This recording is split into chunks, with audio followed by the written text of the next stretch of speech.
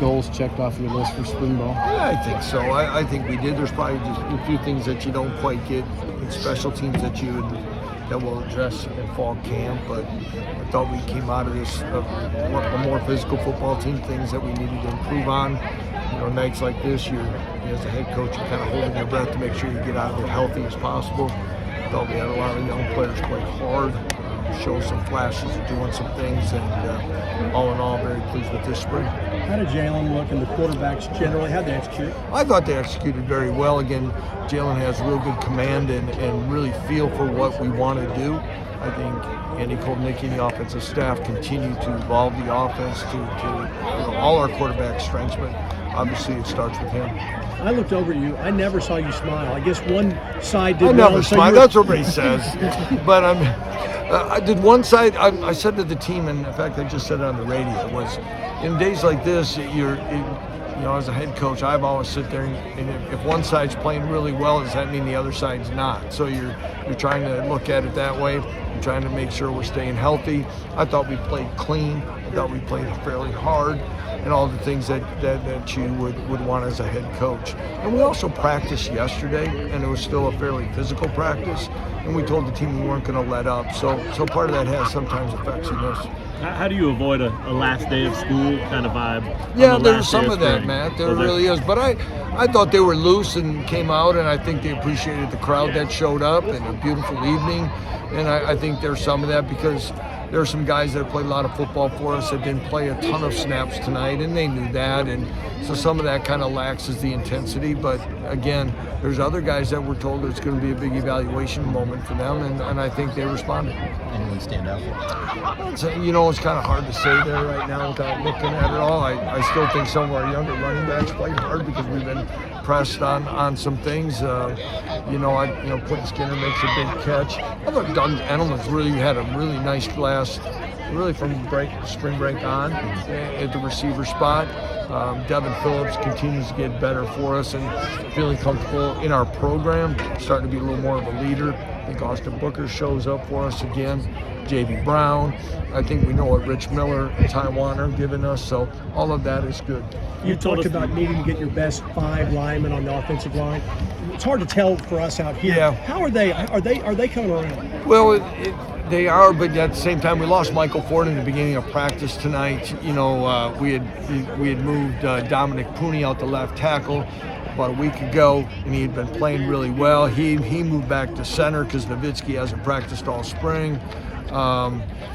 Where else am I missing there? We're missing like 3 centers, and this Joe Kraus is the other one that's been out. So we've been struggling a little bit at the center spot, especially when you're rotating 3 groups.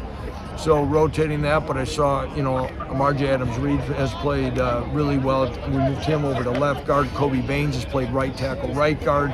What I really like is that I think we've got the right movable pieces to make sure that no matter where the situation is and the health of the offensive line, that we'll have the next 5 available. And I feel much more comfortable at this point than we probably did a year ago and even in August, where we are in the 2 deep in the offensive line. You told us the other day about what comes next as far as meeting with your guys and that whole everything that goes into that. What happens tomorrow for you? Well, tomorrow for me, I don't know, maybe I'll get a little time with my family in the afternoon. No, we have a bunch of recruits yet here in town. I think, we have our signees and our new enrollee walk-ons are here. So there's some of them that'll be here through the weekend. We have some recruits that are here that are still taking tours, and I'll have some meetings with them. Don't forget the emergency brake! It's it's going to be a real full. It was a full day today. It'll be that way tomorrow. The players will check in with the medical staff, and then also start transitioning out of the locker room and move over to the visitors' locker room as we get a chance to jump on the renovations right away. You have talked about the need for the defense to rise up from where they were a year ago. Have you seen that so far? Yes, I have. I think, again, we've challenged them. In my 9 spring practices at the Division I level, for spring football, this is by far the most physical. 15 practices really, combined, I guess. that I've ever, kind of been through. We challenged them that way, and not just in live scrimmages, but in other drills and things. And I really think they embraced that and they understood that. And on both sides of the ball, I think we made a lot of progress. Looking back at the last 15 practices, what did you learn about where your program's at? I think we're, first of all, we're becoming more an experienced team. I think you can see everyone's understanding, embracing the daily routines, and it's being passed within the locker room, not just from the coaching staff or the strength staff. That's important. We're being a more confident, understanding team of the process. I think we've taken a huge step in becoming the player-led program that we need to be. More than starting wide receivers, it's kind of that 1 through 6 rotation, really, guys getting snaps, and Terry and Peterson, guys that may get a bigger dose next year. Yep. Having watched them, how deep is that group? It's a very deep group, and I think when you look at our offense, you have to holistically look at all the skill positions, because again, the offensive staff and led by Andy has done the job of all the different personnel groupings that we can use. So when you're competing for playing time and touches and reps, it can be within multiple tight ends on the field, multiple running backs on the field, or multiple receivers. So everybody's where we go. Well, I go back to that Houston game, a year ago, where 11 guys caught passes in a game.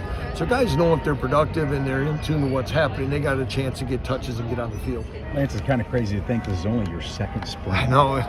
Just what's it compared to last sprint? Oh, night and day where we've been since. We're not quite at that 2-year period yet of being here, and in so many ways we've taken, big steps, positive steps, but we're nowhere near where we want to be and where it needs to be for the big picture for longevity and consistency. But I'm very proud of this group. I'm proud of the guys that really been through all of this since we arrived, and how much I think just our culture and attitude has changed.